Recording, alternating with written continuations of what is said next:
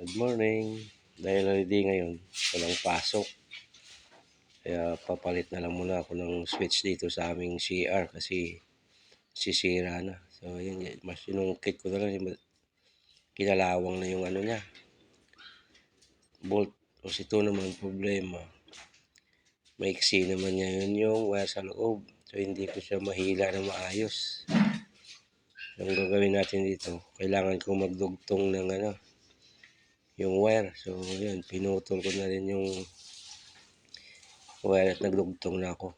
So, kailangan na natin ng secure ng pagdudugtong kasi mahirap din yan, delikado. Kaya pag naghawak tayo ng kuryente, kailangan ingat kasi yung switch dyan, live po yung yung isang linya.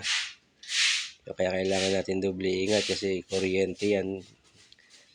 Basa pa naman yung flooring ng CR.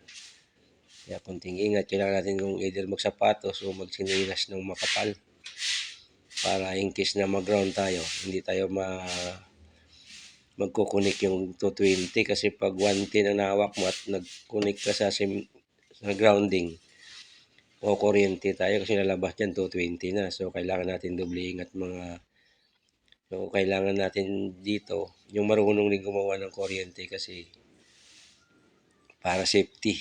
So, kailangan lang natin i-splice ng gusto. Ito kasi hindi ko siya ma-splice ng gusto kasi nga maiksi. So, ang ginawa ko lang dyan, ibinend ko na lang yung magkabilang dulo tsaka inipit ko siya ng splice ng safety na mahigpit tapos kapalan natin yung electrical tape para hindi siya doon dumikit sa body ground ng yung casing niya sa junction box kasi metal din junction box niya.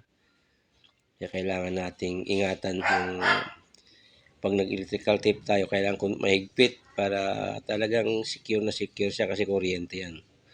Para pag nag-switch yung mga bata sa CR, wala siyang ground. Kaya mahirap din kasi may tubig nga yung banyo. Kailangan natin siyang i-secure na maayos. So, guys, konting ingat din sa paghahawak ng kuryente. Yun nga, sabi ko nga, live kasi dyan yung isa. Kaya medyo masinok tayo sa paghawak ng kuryente kasi delikado.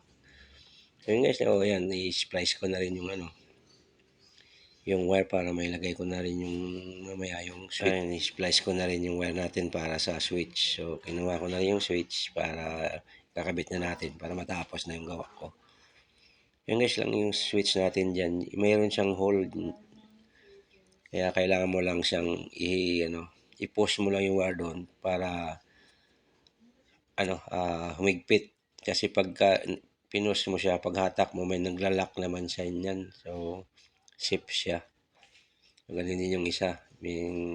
I-splice ko na rin siya. Tapos, kakabit ko na rin hanggang para matapos na po yung ating gawain. So, yun lang guys. So, yun. Testing natin. So, okay naman na. Kaya, yun guys. Pag lagay naman natin ng wire sa casing, kailangan natin ingatan kasi yun nga, metal kasi siya. So, kailangan mo siyang ingatan yung ng wire sa loob. Kaya hindi siya ma-body ground. So, yun lang guys. So, yun. Tapos na tayo.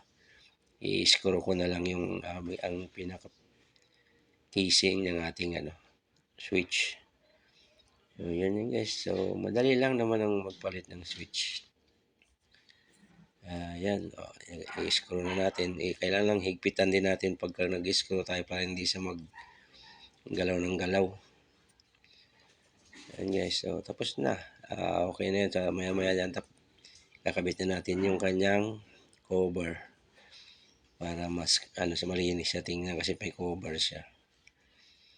So, yun lang guys. Kada simple ang yan. Papalit ng switch. Kaya kunting ingat lang din para sigurado tayo. So, thank you for watching. Paki-share lang po. Like po. Bye-bye.